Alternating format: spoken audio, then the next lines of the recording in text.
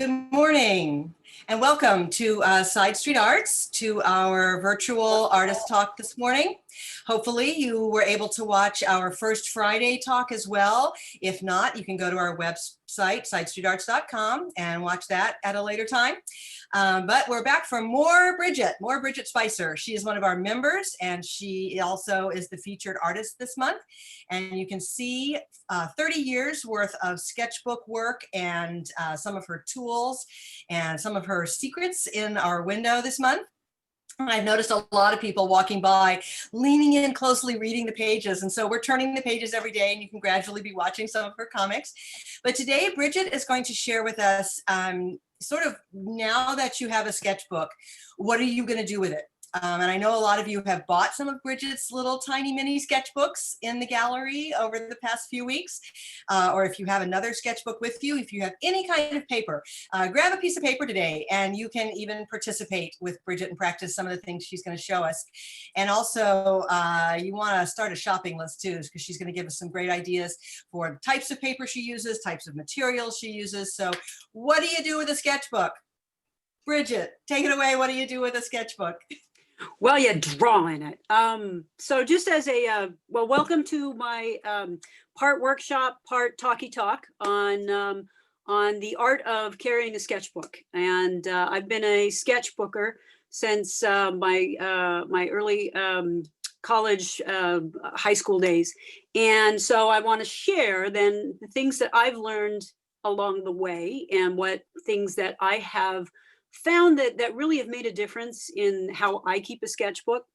And so I want to share the art supplies, the tools, in addition to the techniques and the ways of keeping a sketchbook. So a little bit about myself. I'm a Portland, Oregon artist and sketchbooker. I've been here for about 3.5 years, and I came from the Monterey Bay area of California. The Monterey Bay, CA. And there I was a practicing cartoonist. Once you're a cartoonist, you're always a cartoonist, but I was practicing cartooning there. And so I moved up here to Portland and joined Side Street Arts. And so this show, that A Sketchbook Life, has been sort of an illustration of my journey with sketchbooking. And really, most of my life has been with sketchbook. So that said, I have reached 155 sketchbooks in my life so far.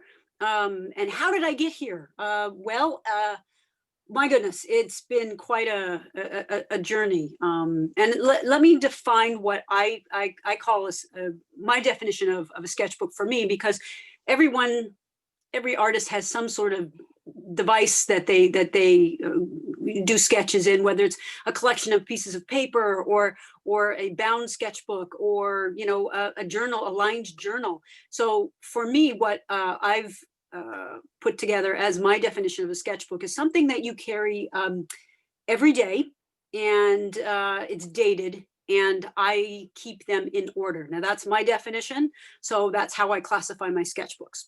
So we'll move on to the next one. So for prep for this show, because this covers 30 years of sketchbooking, I really needed to really know my sketchbooks well, get refamiliarized with them, because I don't go into all of them all the time. And there are certainly sketchbooks that I don't visit very often. There are some that I visit a lot. So what I did is I created the big, crazy master list of all of my sketchbooks. So what this entailed was me photographing the cover of each sketchbook, taking down the number, which you can see in the photograph there. I date my sketchbooks, and so I put the date that it was started and finished, because I keep track of that sort of thing. The type of sketchbook, the size, what mediums, what art tools I used inside of those sketchbooks, and then a brief summation of the topics, themes, and events. This helped me to really organize, refamiliarize. It's a reference. Because I'm super visual, I needed to have this in order to keep things straight, and then of course I used a lot of bookmarks as well. So that was my prep for this show. So I really did some homework. So the next slide, I show you my my first sketchbooks. Now, technically, the one on that says Marilla was it was the first collection of drawings. Now, it doesn't fit my definition of a sketchbook, which is a dated in order, carry it with you book. But it did carry my, it did have my pencil drawings that I had made. That the dates there, 84 to 88-ish. But my first assignment, my first sketchbook carrying experience was my senior year of high school. Mrs. Zinn was my art school teacher, and she required that we carry these sketchbooks, draw in them constantly, and then turn them in at the end of the semester. And then, of course, I would get a grade, or we'd all get a grade. I was terrified that I would not be able to fill the sketchbook. What do I put in it? I mean, it was just a mystery. This idea of carrying something with you all the time in your backpack, and then writing in it or drawing in it and keeping track of it. So that was my first foray into sketchbooking.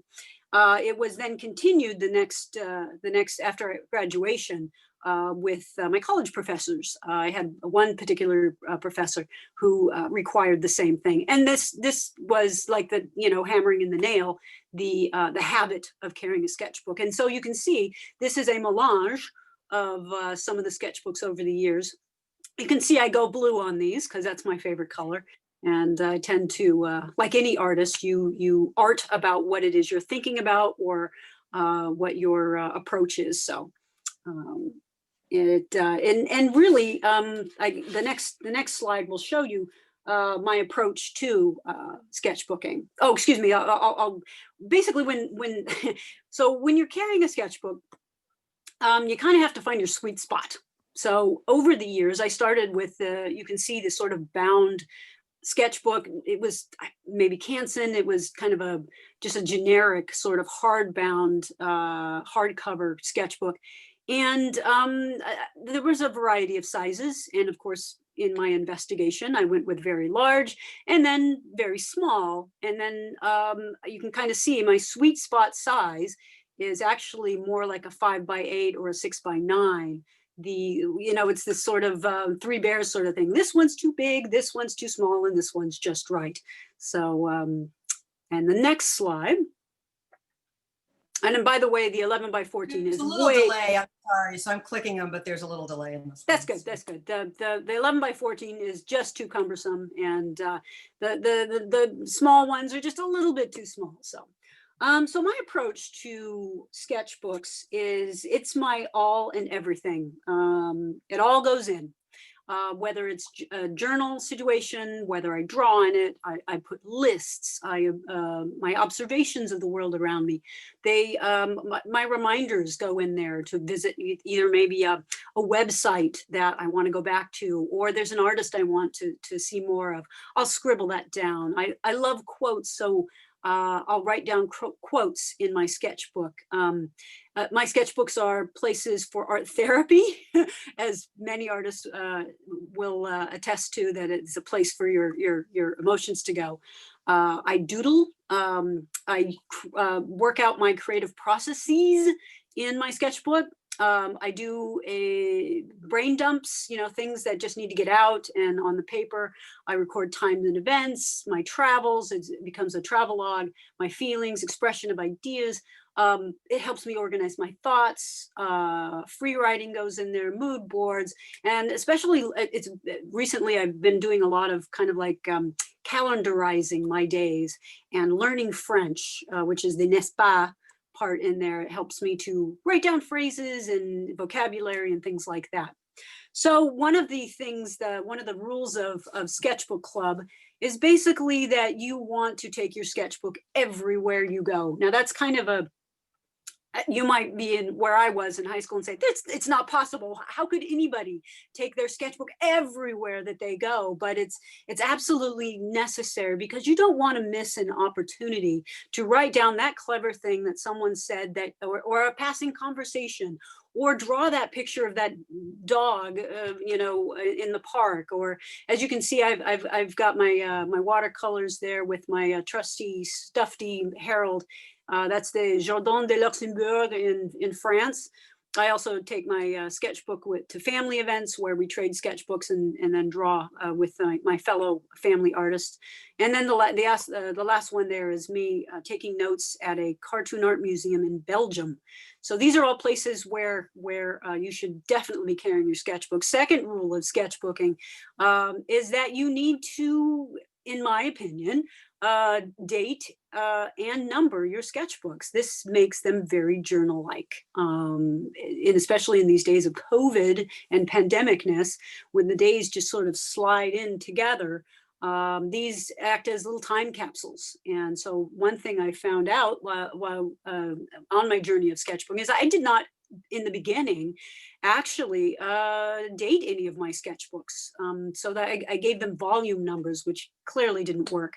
And I wound up actually switching to just keeping the dates in there. And it's really easy to do. You start one, you put the date down, you finish it, you put the date under the start date. So in my times carrying sketchbooks, I've wound up with some favorites. And this was really easy for me. I told you how I started with the hardcovers, which the binding always gives out on those. I switched to a spiral bound, and when I was working for Palace Arts in Santa Cruz, I was in charge of the art supply, so I would always get freebies and things like that to try out. And the Robert Bateman sketchbooks, which you're seeing here, they're delicious. They're delicious sketchbooks in that they lay flat with the plastic comb on there, the spiral, which is surprisingly strong. You do have to kind of like play with them a little bit because they do kind of get, what's the word? They get a little bit wound about, and you have to kind of put them back in place. So you have to rewind them a little. They do lay flat. They have a heavy cardstock paper inside that you can use both sides. As you can see, I'm flipping through there. They're relatively inexpensive. They're made with recycled materials. The covers can be collaged to certify them. And I'm going to clarify certify because it's just a cardstock cover. This was my only gripe with the sketchbook, is that the flimsy cover.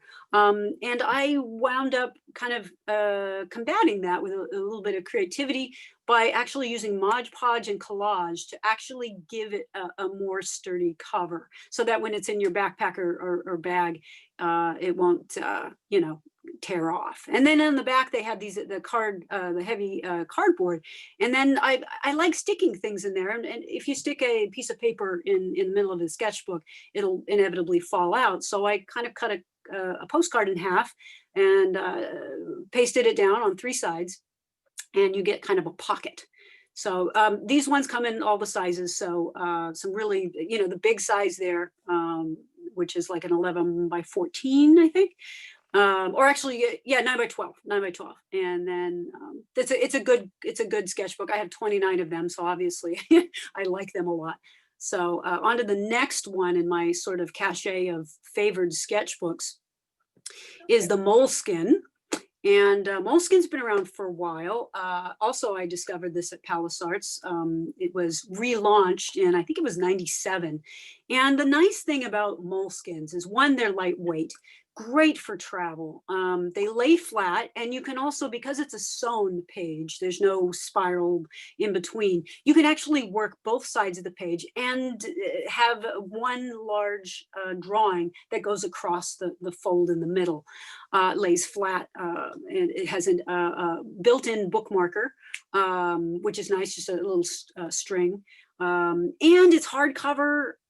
And it has an amazing thing, which you're about to see here, is it has an inner pocket that's built in. Now, when you're traveling, you always pick up little pieces of ephemera, like tickets or a pamphlet or something, a small pamphlet. And I always want to glue these in, but maybe I don't have the time, so I'll just stick it in the pocket. I also keep business cards in there so that I can whip out at any time, and show cards from Side Street also go in the back of those so that I can, again, whip them out at any time. Or artist trading cards that are blank that I can, do on the spot and give to someone in a sort of giveaway fashion. So these are great sketchbooks. I have 15 of them. The hardcover will take things like acrylic, stickers, of course, vinyl stickers.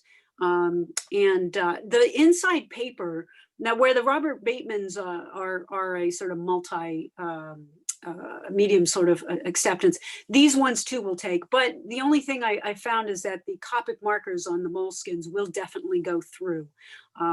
They come in a variety of sizes.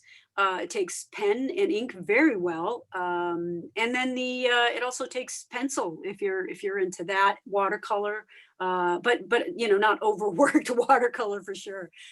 Just a light These are wash. especially nice too if you use a nib type pen, if you if Yes. you use a fountain pen, because the paper is so smooth. There's no fibers in the paper that'll pick up and clog your pen. So these are sort of the ones that Bridgett has illustrated that are in the gallery are mini versions of this. They're what, 15 sheets, 30 pages, I think.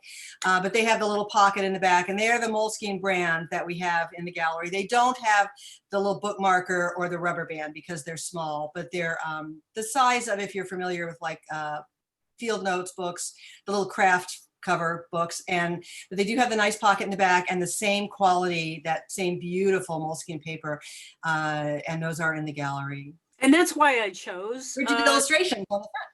Yeah, exactly. That's why I chose those particular sketchbooks to bring in, is that I'm very pleased with the moleskin quality, and even though the paper is a little thin, the ones in the sketchbooks there, these ones are not. These ones are much thicker paper, but the paper on both is very delightful. So it takes ink, you know, and I tend to use ink, so that's a necessary for me. So the next one that I'll share with you is actually a local to Portland company. It's called the Bee Paper Company, and they make these super deluxe mixed media sketchbooks. Now I'm a mixed media artist, so I will use all kinds of things with one another, whether it's ink and colored pencil or acrylic paint. This paper is sturdy enough to take those things, and so it's suitable for collage, both on the cover, but also on the inside pages. These ones say that they have a double-sided, one side of the paper is better for pencil and one side is better for ink. I use both sides intermittently, so it doesn't matter to me. I don't find that there's a problem with quality or one side's better than the other. It's good paper, it lays flat, again with the sturdy spiral metal ring on the flipping it through. You can use both sides, suitable for collage, nice and sturdy. I like these books a lot, and so I have 10 of them, and I've got one in the wings. So they're good books, and because they have that hardcover on the back, you can also add your own pocket, like I showed you before. And I think in this particular example, I do show you that in the very back there is a pocket that I've created, super easy to do, and they're nice books. The next one is also made by Bee. It's this sort of Bee, sketchbook Bee of the Bee Paper Company. They're a particular mixed media. I guess it's Sans Deluxe. It's the spiral is also metal, but I find it's a little bit more flimsy. It does lay flat. It has thick paper. It accepts multimedia. And you can collage in these things. It's a good product. It's retails a little less than the other books, but they seem to only come in the one that I found, in the one, I think it's an 8x8 size. But that's not a problem. It takes all the wonderful mediums that I use, watercolor and ink and colored pencil. You can collage into it. This is ink pen right there. You can kind of see you can use a fine point pen in there, and it still comes up without any feathering or dragging. Colored pencil, there's marker. And again, I I tend to put wine labels. I salvage wine labels off of bottles and stick them in. Now this is a relatively new find for me. It's called Airship notebooks, and this is made by Mike Rohde, who created a whole system of this is the Sketchnote idea book.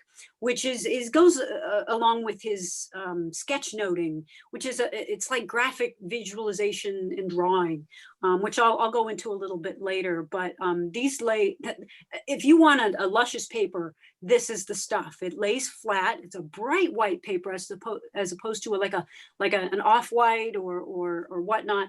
You don't get any feathering because it's a real smooth paper. There's very little bleed through. In fact, the only thing that bleeds through this paper that I have found is that Copic marker. It just goes right through. But it's a great a book for using fine tips and fountain pens in. And it has a built-in two book markers, which they're in the pleasant designy sort of colors there. I have really enjoyed this sketchbook. In fact, I just bought 3 more. They have a pocket in the back. And then in the very back of these books, there are prefab squares that offer you little places to do your sketchnoting in. And again, I'll cover that in a little bit, but these are great books. I don't use them primarily for sketchnoting, but it's a very versatile book. It is a little heavy, but that's because of the quality of the paper and the amount of paper, and you can use both sides. So getting into supplies, my sort of tools that I employ and my favorite tools. Here is what the Robert Bateman sketchbook looks like if you were to buy it in the store. It's a nice little book with quality cardstock on the inside. It does have a little bit of a texture. I don't know if I noted that before, but in that sketchbook, all of these materials will work. I have found that the Uniball pens, the one that has just a nice kind of, well, you can't really see that. Anyway, it's a cheap pen, but it's waterproof, it's fade proof, and if you want something to just take with you and you're not afraid to lose it, that's a great pen. I tend to use mechanical pencils if I use a pencil at all. I tend to go right in with ink in my sketchbooks. The microns are good pens. Here's a tip: don't bring them on airplanes; they will explode. Just so you know, and I speak from experience. I like to carry watercolors with me when I travel. So the Koi watercolors there by Sakura it's a nice field sketch box. There's about 24, it comes in different varieties as far as size. I use a 24 count, just their pan watercolors. And then, so I don't have to carry a receptacle for water. I found these great, and they've been around for years now, but these, they're like a water pen. It has a cartridge that carries the water and a synthetic tip, and you just squeeze the water out, and you can use that instead of bringing a brush and a different receptacle to hold your water when you travel. So these are great products that I use. Lately, for the past, I don't know, 8 or so months, I've been really into fountain pens. I had a friend that I met at a zine fest who turned me on to the Preppy pen, and that was sort of my open door. The Preppy pens are made in Japan, and they have it's a fountain pen tip in different sizes, and they're not really disposable because you change the cartridges out, but they're not like $50. They range anywhere from about $6 to $8. They're a little harder to find now because of the restrictions on mailing things from Japan. But again, the micron, there's the Uniball Vision I like. It's like a more fluid ink. Again, waterproof when dry. And I use the Pentel brush pen, which is a cartridge pen with a synthetic brush tip. I use that one quite a bit. But as far as my new kind of toys, I use a Kaweco fountain pen, which I really like. And then a Pilot Cocoon pen, which is kind of like their Metropolitan, but it's got a beautiful tip. And I use, I've been experimenting with Noodler's ink, the carbon ink, which is a fantastic for the preppy pens, you can buy carbon ink cartridges to go in them rather than the ink that comes with the pen. And it's a much better waterproof ink that that you can kind of put in those preppy pens that makes it better. And then I've made my own coffee ink because I'm a coffee drinker, and you got to do something with those, with the grounds. So I made my own coffee ink and also discovered walnut ink, which is very fun and an experiment. And I'll show you some stuff that I've done with that. In the corner here, you can kind of see what I've done with the pilot pen and in my journalisticing sort of way. So that's so I highly recommend fountain pens to get if you're going to draw up the ink, definitely bring Kleenex. So here we've come to the part where we've gone from, kind of pen exploration to filling the insides of your sketchbook. So here's the technique and ways of and ideas of ways to fill your sketchbook. So this is the how-to part. And I used to take my sketchbooks all the time to cafes, and we'll get there again. But that was one of my favorite activities. As you can see, my coffee situation there with the pen and the sketchbook. So for the next one, I'll just dive right into creative lettering. There are so many books out right now on creative lettering. And there's a series by Jenny Doe, D-O-H, and she has filled a couple of books with different creative letterers and some of their styles and some of their alphabets. I just absolutely love fonts, and I can reproduce them. So I like to go in and find a font that I find visually exciting, and then copy those into my sketchbook and then use them in places. You can see the creative thinking, me playing with pen and that sort of fonting. And then, you can use this creative lettering to fill your sketchbook with quotes. I think I've got an illustration of that in the next set or the next slide.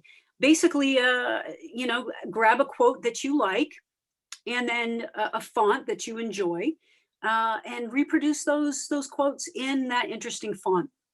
Also, when you're doing your sketchbooking, it adds visual interest by kind of changing up the font that you use. It's good for a head. You can see keep your pen moving, which is done in a couple of different fonts there, just to add interest, and it keeps you sort of motivated to try new alphabets. And so I highly recommend trying out some creative lettering practice in your sketchbook. Fill a page or two with some interesting new fonts that you go out into the world and discover. Oh my gosh, I mean, all you really need to do even is go into your Word application, and they've got a list of fonts right there. Print it out and try copying it in your sketchbook. So that's again, Jenny Doe is where you can find some help on that. So a good thing that I have found when I'm working in my sketchbook is just flat out journaling. Just writing down your feelings or capturing a moment, with a small paragraph, or even just catching little snippets of moments by writing out a word or a phrase or something that that captures, how you felt when you ate this donut. And then you can draw a small illustration of said donut. Whether it has sprinkles or not, that's up to you, but your preferences.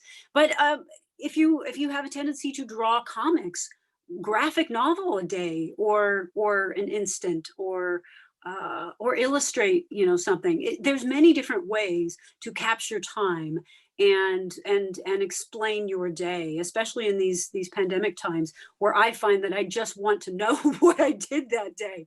So and sketchnoting again is another way to do that. And again, I'll get to that, but these are different ways that you can journal your life.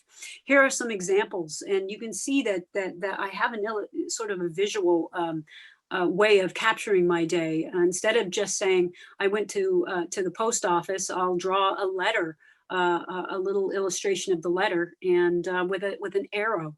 That's sort of shorthand for going to the post office. I put down a lot of little illustrations that are very quick to do, but also gives you an idea of what I did that day. Of course, in these pandemic times, I also start my sketchbook day with the actual date. So again, that, days don't slide into one another. But you don't have to do that. But it is something that I have found in sort of compartmentalizing my days. That's something I've gotten into the habit of doing. Now, I highly recommend taking your sketchbook with you when you travel. It is a way to put an emphasis on your activities and to literally draw them out. So keep a travel journal and draw what you see. I have I have some artwork that I did in the gallery for this show. That is the man on my left here. I drew this fellow in the Shakespeare and Company in Paris, and that translated into another drawing, a finished piece of work.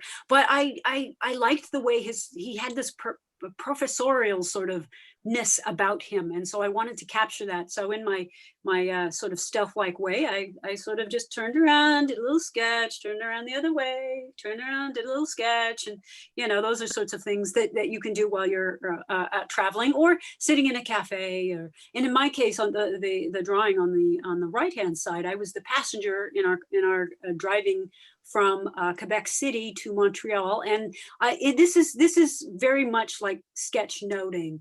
You're drawing very quick, very small icons that represent other things, and you sort of take a quick note of an activity, and in this case it's travel.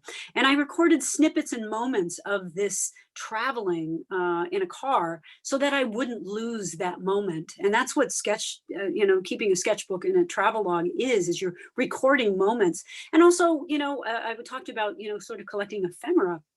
And I will glue things into my sketchbooks as sort of representations of, this was a candy.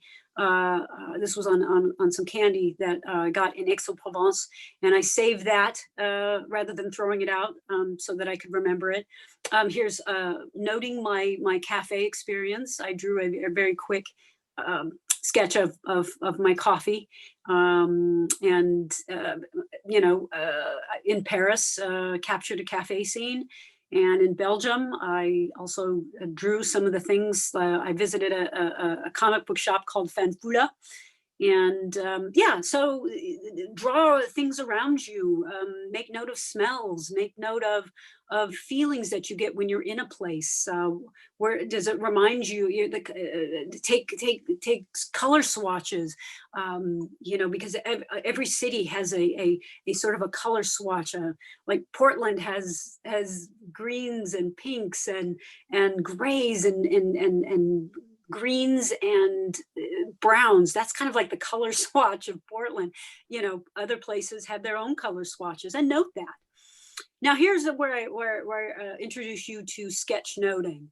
Now, Mike Rohde, who actually wrote an entire book series on what he calls sketch noting, but it's infographics. That's another word for it. Visual note taking is another word for it. There's a whole, if you go to YouTube, you'll find all kinds of people that are doing this. And it's basically a quick way to get information down on paper for those right-brained people, which I am very right-brained. And basically, you're not spending a lot of time trying to, draw a beautiful picture of your experiences. You're making quick icons and lining them on the paper in a certain way that gets your ideas down on paper, or allows you to use this as a tool to get down sermons, take notes quickly, illustrate your day, your trip. There's a lot that's involved in sketchnoting, which is why on the next slide, I just basically give you a place where you can go find more. Mike Rohde wrote a book called The Sketchnote Handbook. I highly recommend it. It's where you can do things like this, which is create your own icon library, find different ways to put down the information on the page, draw quick little stick figures to help you illustrate an action or something. I highly recommend this. This is a fun activity and a tool to use in your sketchbook. So go see the sketch note handbook, or visit YouTube and put in info sketching or sketchnoting and see what comes up. Well, and I think I like your idea here of developing the little icons, because I think most of us, if we even look back at our regular calendar planners, if from when you kept those, I still not do. digital. Yeah, everybody has their own kind of iconography, like the circle, when you circle it a lot, it means it's really important, and without even thinking it, I think we do develop those note-taking. We already have our icons, Right. and they sort of develop. Yeah, it's elaborating on that. And Mike Rohde's a graphic designer, and so he designed this program, but there are so many other people that are doing the same thing. It was just all at the same time, Right. develop this visual language, almost like hieroglyphics. Exactly. Well, I've heard it referred to also as ambient information, so that when you're taking notes, again, we all have our own way of doing it. Like, I know if I put arrow from something, or if I circle something or write it sideways, that's a meaning to me. So it's information that is there, Yeah, that isn't specifically written out. Yeah, like a cause and effect. I might write cause and effect, visually rather than saying it verbally. exactly. And I will just note that I wrote down ambient information in my sketchbook to look into that. Just, again, she wrote down a little phrase that she heard. Yeah. Yep. So after the sketchnoting, another technique that you can use is basically notes and lists. Okay, so use your sketchbook to write down things that are, it could be a grocery list. It could be notes on, like here you see, I was doing a fountain pen taste test. Here's the Preppy, the 03, here's the Preppy 05, here's the Pilot, here's the Kawiko, and I was trying to distinguish them. So it's a way to kind of, again, organize your thoughts, put them on paper so that you can see them and refer to them later. And then, if I'm off to the grocery store, you always have a piece of paper with you. You write it in your sketchbook, pull it out. I always put down movies that I want to see. Here's an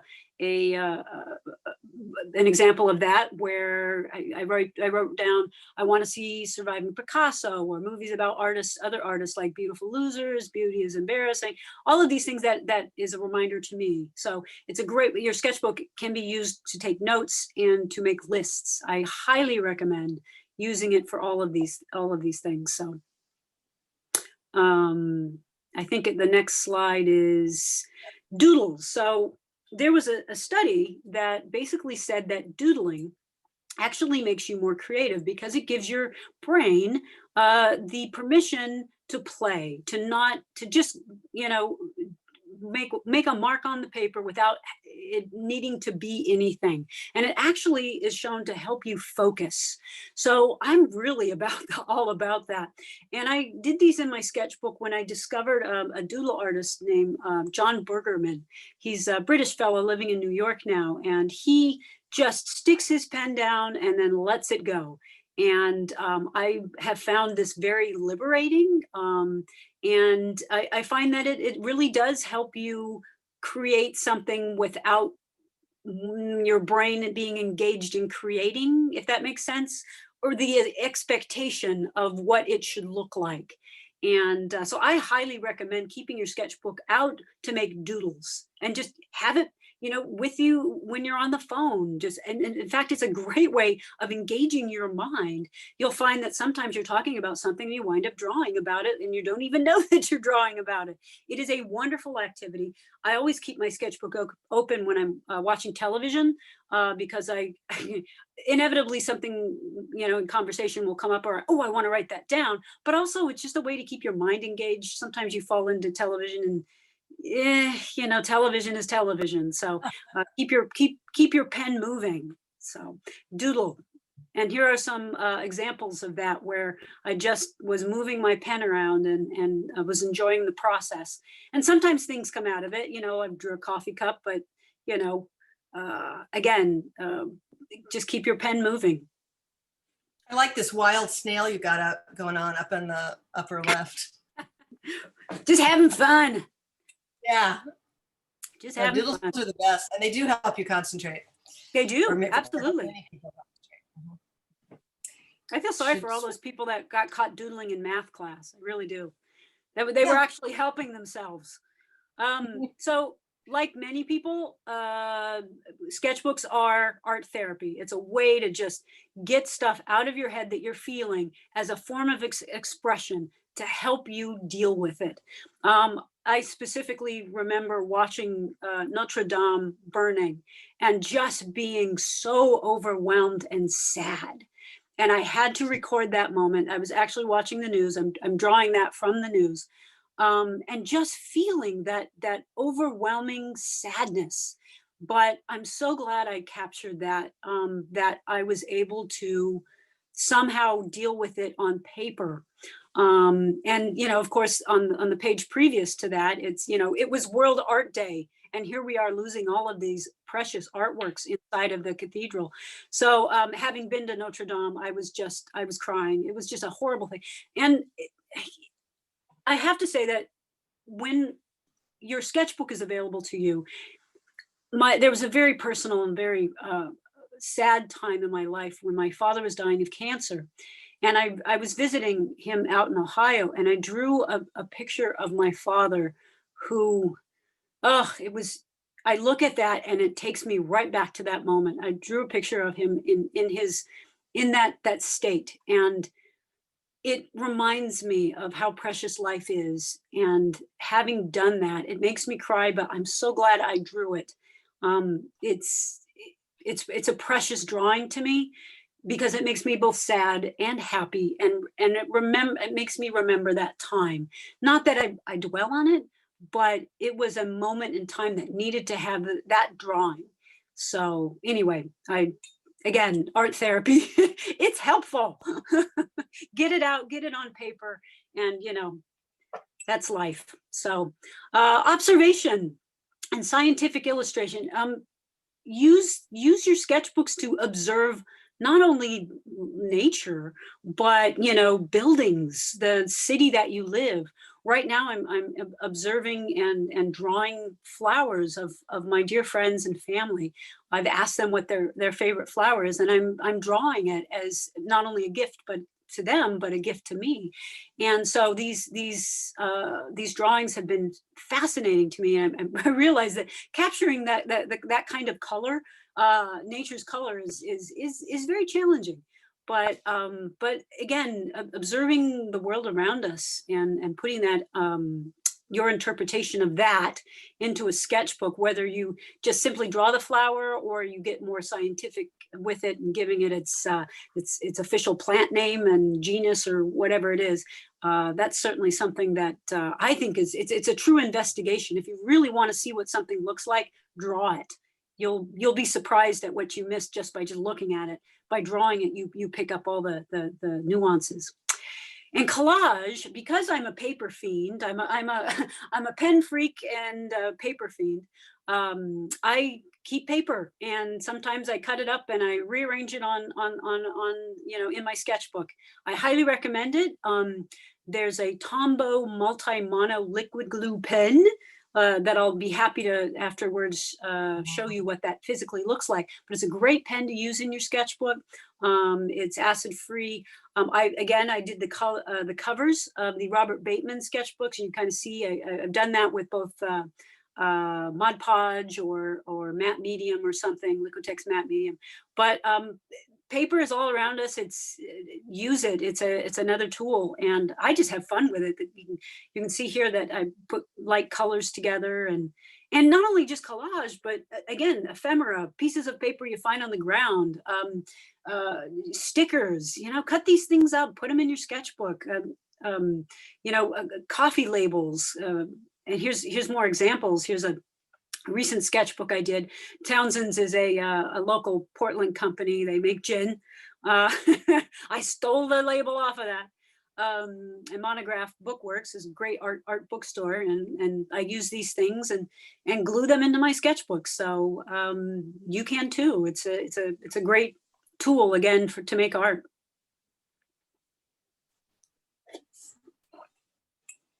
And let's see what's next. Basically, so I do a zine.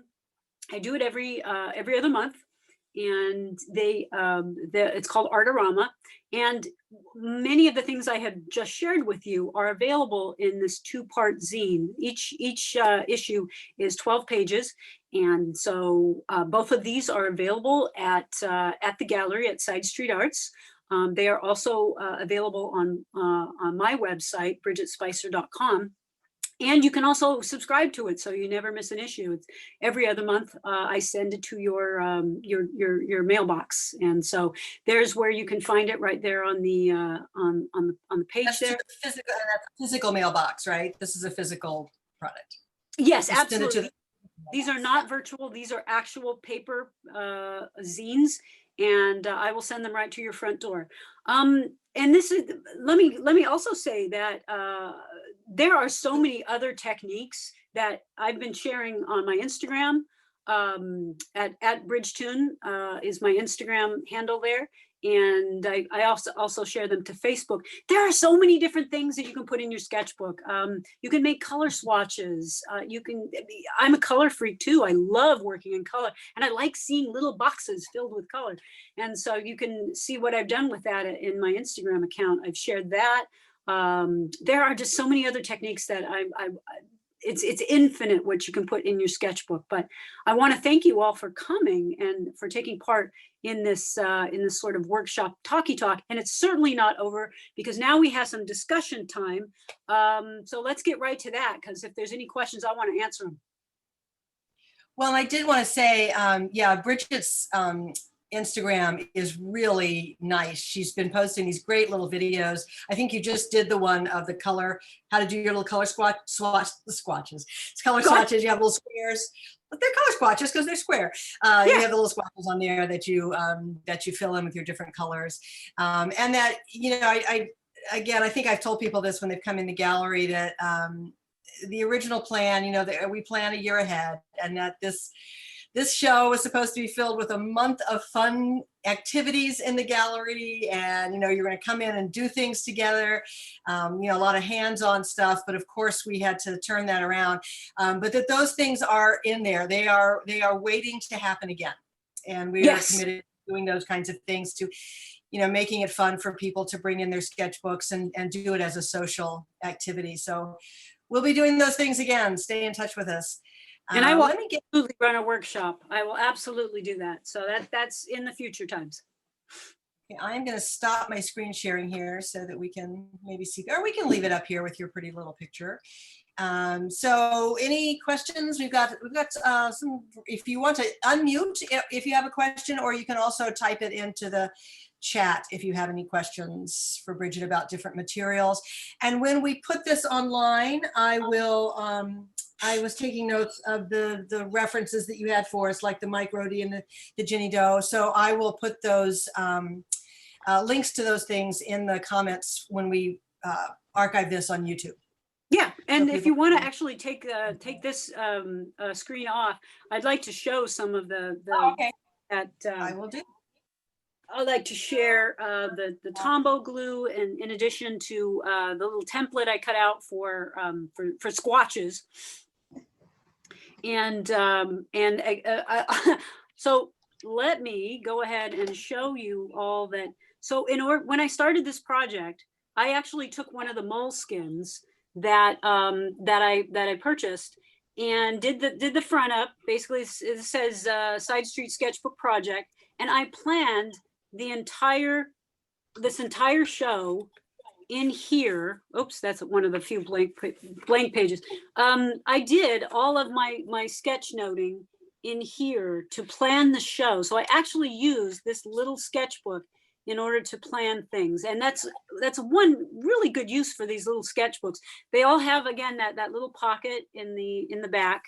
And so these are just these are great little sketchbooks to use in your daily life. And if you're not going to use them like I do, which is date them and with a number and everything, they're really good little sturdy sketchbooks. This one has just plain blank paper in it. So some are lined, some are squared. So those are great products, and I highly recommend Moleskine. Here is the Tombow glue that I use for collage in my sketchbook. It has two sides. One is a fine tip applicator, so it just, very fine tip. And then it has this side with a little rubbery thing on the back so that you can kind of spread it out on a larger area. So these are great. They're acid free. You can also make something stick temporarily just by letting the glue dry. And it kind of serves like a Post-it note, has that same sort of stickability. And Tombow also makes nice markers, right? They also make markers as well, but I find that they are not permanent. They will fade. Right.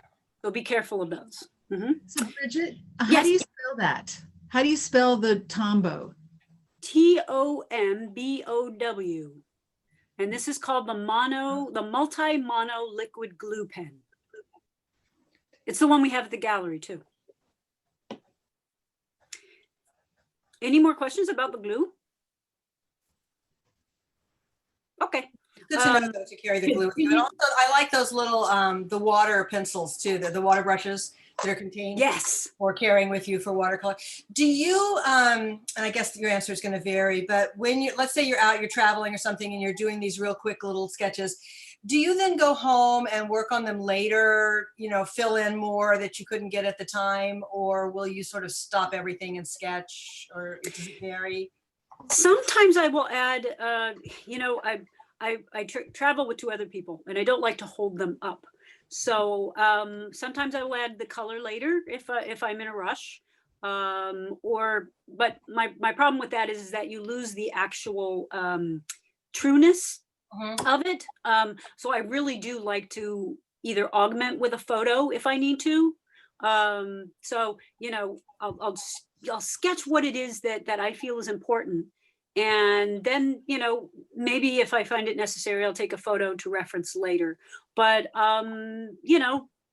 sometimes I will go back into a drawing, but for the most part, no, I'll try to do it right there to capture the trueness. Yeah. You showed me something nice the other day. I don't want to put you on the spot, but you had a really nice material yesterday not yesterday, but last week at the gallery. Those Inktense pencils, they look like a regular colored pencil. Yeah. And then when you put the water on them, they turn into watercolor. I think there's other brands of those. Those happen to be permanent, right? And they won't react. Derwent. Yes, Derwent. Yes, those are great pencils. And they've got a really nice sort of I don't want to say buttery, but they do put some intense color when you work with them. And once you put water over it, it seals it. I found a pencil one time called the Noblet, and the Noblet is basically it touts being ink in a pencil, and so it's the same idea, except that instead of turning it like a graphite color, it's kind of a greenish color. So it kind of has this almost like haunting color, and it's called the Noblet, Noblet. And I have a couple of those, and I think it was kind of good. It was meant for like if you wanted to put a sign on your tomatoes on paper or something, it's water permanent graphite. You can erase it until you put water on it, but once it's got water on it, it's permanent. That's cool. Yeah. Okay. Yeah. And I know that there are several brands of watercolor pencils. We're lucky here in Portland to have both. We have Blick, we have Artisan Craftsman, and we have Ivan Framed as nice places where you can you can't go inside anymore at Ivan Framed, but they'll give you you can do a virtual shopping there, but we do have great sources of art supplies here, both north and south sides. I encourage people to go on like a little expedition. You can still go to Dick Blick, and you can still go to Collage, and just go check out their art pencils and their markers, and just start trying things out. It's almost like the great pen experiment in your sketchbook, be on an exploration to find new and interesting things to put in keep it fresh and always discover new things. It's, I'm just excited about discovering new things to work with. And so your sketchbook shouldn't be stale. Yeah, So, and finding yeah. a new pen or a new pencil, like I said, like discovering the joy of fountain pens, which Yes. I remember in the gallery together, you can come in and geek out about fountain pens with us. Yeah, just finding a new material sort of can change how you draw, give you a whole new vocabulary on something that's Absolutely. Yeah. Yeah. awesome. So I was you had mentioned the squatches. Mhm. This was a postcard that was just sent. It was one might say it was junk mail, but I went ahead and cut out little squares. I had a square template and just cut out little squares, and I put my micron in those on my here. I'll just show you what it turned out to look like. So I made my own template, and then I filled in the color in the squares with colors that I was just playing with in my watercolor set. And they turned out to be much more fall. And then I gave them clever names, like Sad Pumpkin. This one says Absinthe, but really it's Absinthe Hangover. Army Men, little plastic army men. It just adds fun, a layer of fun. You can always come up with new colors and give them exciting names. You can always find a way to reproduce them at some point if you really like them. But anyway, it's an exercise, and I have fun with it. So I definitely get creative in those books. You do indeed, and thank you. Yeah, and thank you for sharing your years of growth with us. It's a really cool show. So to those of you watching, we're open Wednesdays through Sundays from noon till 5. And of course, always online. Bridget's whole show, every piece in the show is online, but there's nothing like seeing it in person as well, where you can flip through the books. She has some books there. They're not for sale, but they're just for you to flip through. And it's really fun to sort of take a peek in somebody's mind. And then lots of pieces that were either the sketchbooks inspired, or she also has duplicated, made beautiful archival reproductions of some of the cool collages that are on the front. So I'm going to go ahead and wind up the recording part of this. So thank you, people who stopped in and people who are watching later on YouTube. We've enjoyed being able to share with Bridget, and we look forward to a time when we can do it again in person. So I'm going to turn off my recording. So thanks, everyone. bye. Thank you for stopping by. Stop recording. Yay. Very cool, Bridget. That's really